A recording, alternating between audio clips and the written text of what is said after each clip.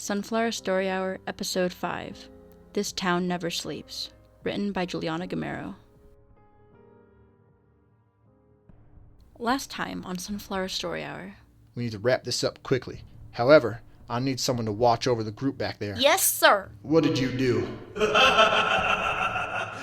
don't you figure it out for yourself? Unless you want 2 murders today, you will all calm down. I thought you lived as the ghost forever. No, ghosts can only live for so long. Listen to her. I figured out who broke the vase. I didn't even get the chance to get my keys. I was too busy trying to clean up the evidence, which apparently I can't do. What about the murder? I know exactly who it is. Then please, tell me, Stella. Absolutely.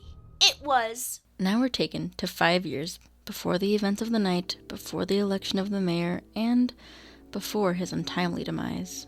We are brought instead to a night where connections were made and companionship was formed. This appears to be the home, Sheriff. No candle in the window, nothing like that? Not that I can see. What if they're not home? Oh, only one way to find out. The detective knocked on the door, and to his surprise it creaked open to reveal a bright-eyed teenage girl. The detective kneeled to meet the girl at eye level. Why, howdy, little miss. Howdy, sir. Where are your parents, girlie? They said they'd be out, sir. Haven't heard from them in a week and some. Well, that's convenient. What might your name be? Stella. So, Stella, you don't happen to know anything about a special little jewelry piece that may have come into your parents' collection? Stella paused for a moment, narrowed eyes and a raised eyebrow appearing on her face. Are you saying they stole something? Girl, if you know something, you better speak now. Well, if you mean they stole something, then you better make that clear, sir. Relax, you two. Stella, you seem like a very wise gal. Yes, there was a stolen amulet, and all the evidence we had pointed to this home being its location. I think you might be mistaken. Well, you got quite some nerve, girl. I wouldn't be running my mouth if I were you. I can see why you may be upset, but if the amulet really isn't in your home, then you wouldn't mind if we took a look around the place, right? Stella pondered this for a moment. If she denied, this may just be incriminating enough for them to cast her as a likely suspect. By all means, sirs, come in. A week and then some, huh? I'll check the master bedroom and the bathroom, detective. Perfect. I'll take the rest. Want to come along with me, Stella? Stella paused. Sure. The pair wandered to the kitchen, searching every nook and cranny for the missing piece of jewelry. Do you really need to check each and every jar? No stone left They unturned. then turned toward the living area and began a search there as well. Dig between the cushions, Stella. It might have slipped through the cracks. There's nothing but lint in this old sofa, sir. Try the other side. Let's keep looking. Then, after much searching, the pair came to a standstill. Both the kitchen and the living room had been searched extensively. The sheriff exited the bedroom, empty-handed. I ain't got a thing. You two have better luck? Nope, not a thing. I told you, sir. Nothing stolen here. Nothing stolen here yet. Sheriff, bring that kitchen chair on over here. Stella's heart dropped to her stomach. The sheriff dragged the chair over and the detective took a step on it. Maybe a bit hard to see from afar, but... He opened a hidden door in the ceiling, the attic door. A set of stairs unfurled from the door and the detective hopped down from the chair. There's an attic up here. Come on, let's keep searching. Detective, you're a genius. As the group walked up the steps, it became clear that the attic had been turned into a quaint bedroom with children's toys and a small desk in the corner. This is my room. We'll be swift but thorough. I'll check the desk. The sheriff kicked a dollhouse on the floor. Bit too old to be playing with dollies, don't you think? A bit too old to be picking on a 15-year-old girl, don't you think? She's right, Sheriff. But while you're at it, why don't you check that dollhouse? This is ridiculous. Why would I hide something in a dollhouse? Out of the corner of his eye, the detective spotted something interesting. The same reason you might hide something in a piggy bank. Listen. Hide something like what? Coins? Wow, what a great discovery, detective. What did I say about running your mouth, girl? Sure. These are coins, but there's something else. Quickly, the detective flipped the piggy bank upside down. Coins spilled out onto the floor and a green jewel poked out of the slot. And this is the stolen nothing you were so adamant wasn't here. You better start talking, thief, and talk honestly this time around. Nothing hidden. I stole the amulet. But it wasn't because I wanted to or had anything against the lady it belonged to. I had to. I was growing hungry. Your parents didn't leave you with any food or money? At the mention of her parents, Stella grimaced. Well, they did 2 years ago. So you're telling me your parents haven't been here for years? They left for Oregon in the springtime to visit my Aunt Celia. They didn't have enough space nor money to bring me along, so they kept me here with whatever money and food they had left. How have you been living here since everything ran out? After whatever food we had ran out, I just began to rummage around, do any job I could. Eventually, the amount I was getting and the amount I needed to pay for my food and clothes just wasn't lining up anymore. So you began stealing. I see. Hand on my heart, I didn't want to. I was just trying to live. Early, you did what you had to do. And I'd rather find you nabbing jewels than lugging your corpse out of here from starvation. I don't need any help though, alright? I managed to live this long with no help, no nothing. The detective kneeled once more to meet Stella at eye level, a tenderness when he spoke. Stella, you seem like a mighty tough gal. I could use moxie like yours at my side. You better not be saying this because you feel bad for me. I'm not. I mean it. Listen, if you work for me, I'll make sure everything is taken care of.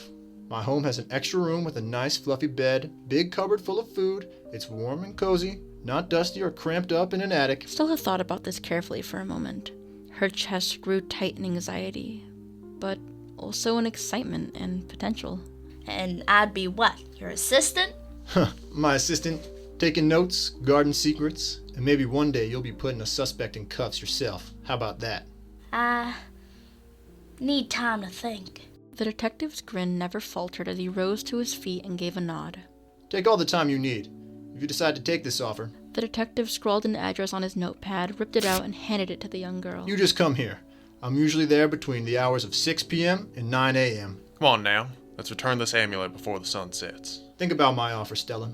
If you decide it's not for you, no hard feelings in the slightest. The detective clapped Stella on the back and made his way down the attic steps with the amulet in hand and the sheriff by his side. Stella watched as the silhouettes of the men vanished out of sight. You better keep an eye out, Detective. That little lady could swipe everything in your home right under your nose. Something tells me that won't happen. Once the sheriff and the detective made their way to return the necklace, the sun had already set and the pair parted ways. As the detective stepped up to his front door, a chilling feeling wrapped itself around his body.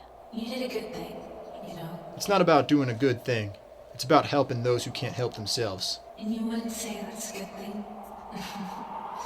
You've always had a heart of gold, son. I appreciate it, but let's talk inside. People are start staring. You are gonna help that little girl more than she knows, more than you know. Can't you pat yourself on the back this once? If I pat myself on the back for any act of kindness I do, well, it wouldn't be so much of an act of kindness, would it?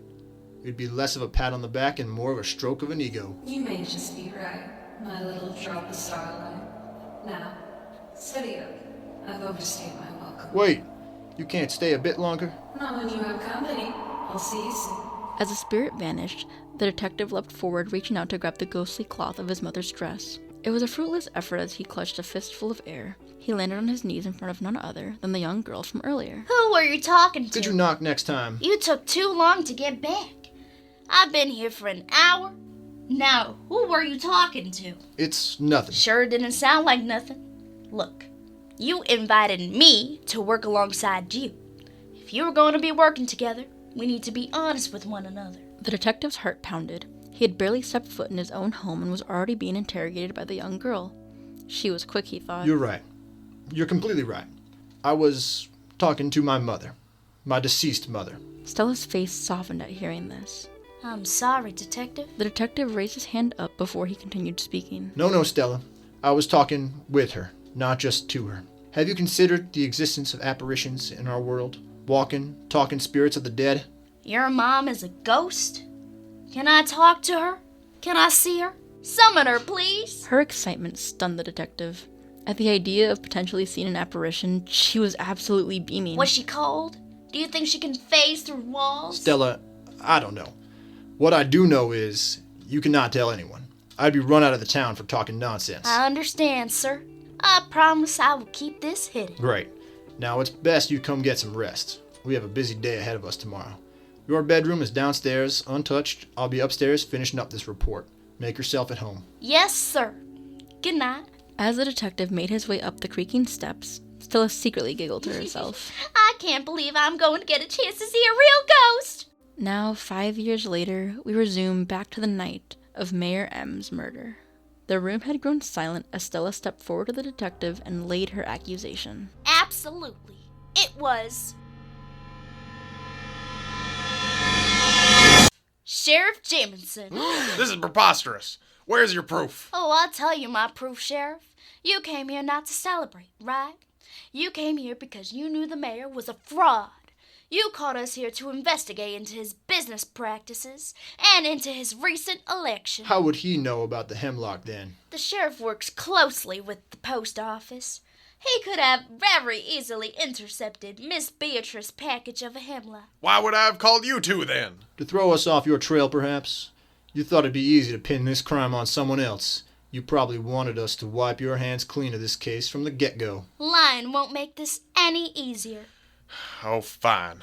I should have known not to try and outsmart you two, especially you, Detective. Your anger and wanting of justice went too far, Sheriff. If this is how we resolve every crime, well, we'd be out of a job, wouldn't we? I may have lost my temper. I may have poisoned the man as soon as I got here.